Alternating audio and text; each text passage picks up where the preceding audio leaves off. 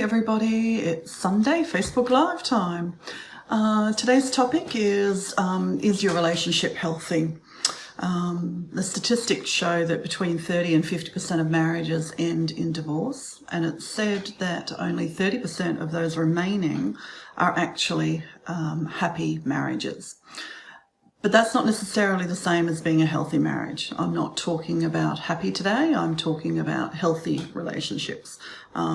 Interestingly, some people are quite happy to stay in unhealthy relationships, and people who are quite dysfunctional often seek out other people who are dysfunctional and codependent, for instance, and they're quite happy with that kind of a relationship. So we're not talking about happy relationships as such, we're talking about healthy relationships today.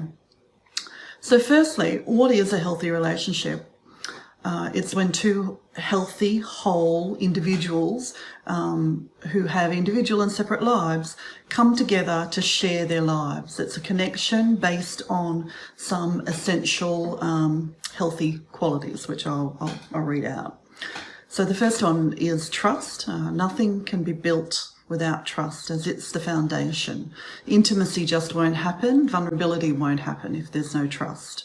Mutual respect, so each has to appreciate, value and like the other person for the qualities that they bring into that relationship. Fairness and equality, each person doing their share, a shared sense of responsibility, being on the same team and each person contributing equally to the work, the decision making and the responsibilities within the relationship. Honesty, an ability and a desire and a commitment to telling your own truth.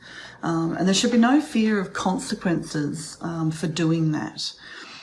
A huge part of this is also, having separate identities. So, individual friends, individual hobbies, activities that support each individual for their individual growth, and a right to privacy. So in other words, it's an option to have privacy within the relationship.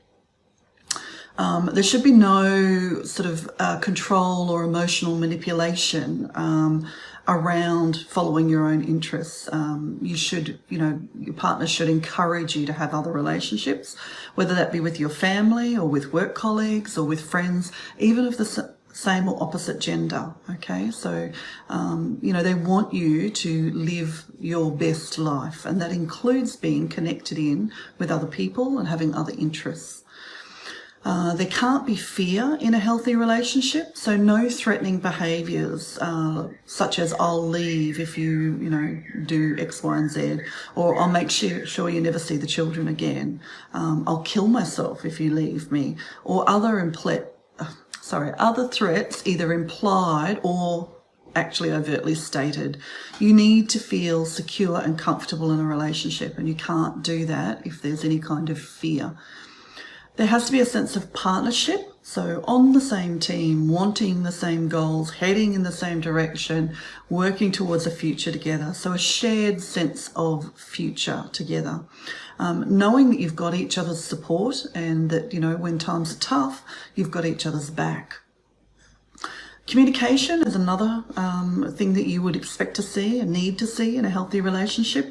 Good, healthy communication. So able to talk about anything that feels important to you. Able to express yourself without fear of the consequences. So it's not a matter of, I shut down and I don't speak because I fear being belittled or judged or it being held against me later. Another thing is that you need to be able to resolve conflict early.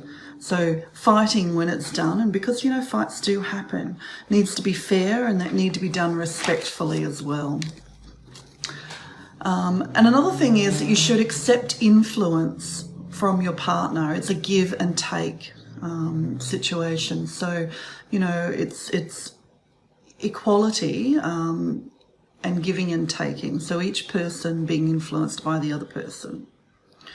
So they're the things that we would expect to see in a healthy relationship. What if you don't have those things? What if you suspect that your relationship's not healthy? When should you get help? And the answer to that is always sooner better than later. Most people, even in a relationship that can be saved, leave it far, far too late to go and get assistance. So as early as possible. But here's a few keys, I guess red flags that should point you that it's time to go and get some assistance from a counsellor, a therapist, or a psychologist. So if you're feeling unhappy more often than you're feeling happy in the relationship, it's time to go and get some help. If you have decided to leave the relationship but you feel unable to leave, then you definitely need some assistance. If you feel unsafe emotionally or physically, definitely go and get some assistance.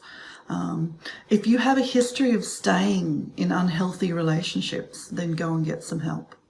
If you can't decide if you should stay and try to improve the relationship, or if you should leave, or if you should just stay and accept that you're unhappy, then go and get someone to help you work through that decision-making process. So that, because we can't think our way outside of it. Our mind is our own worst enemy. We do need somebody who sits outside of the complexities of that relationship to help us come to a conclusion. And if you think you're staying for the wrong reasons, so guilt, fear, or obligation, then again, go and get somebody to help you work through that so that you can come to a conclusion about what to do. A lot of the time, an unhealthy relationship can become very mentally draining and very physically unhealthy. A lot of the time, the emotional you become emotionally unwell, and that then leads to being physically unwell. So, don't leave it till you're actually having physical symptoms of stress and anxiety and, or random physical symptoms that don't seem to be related to anything else. The pain that sort of moves from place to place, the feeling unwell in your stomach, those kinds of things. They're often pointers that, that you've got some emotional issues that aren't being dealt with. Okay. So that's it for today, because this is just 10 minutes of truth. And I want to remind you again that if you'd prefer to listen to a podcast, you can do that. If you'd rather read it in an article, you can go over to LinkedIn. These videos go up to YouTube, so you can always come back and reference to them later. And of course, there's Instagram and Twitter and all of those other social media platforms as well. It was great chatting with you, and if you've got anything that you'd like me to cover in an upcoming week, please pop it in the comments below, or feel free to send me a private message on our Facebook page, or, straight through DM. Anyway, have a wonderful week and happy Sunday.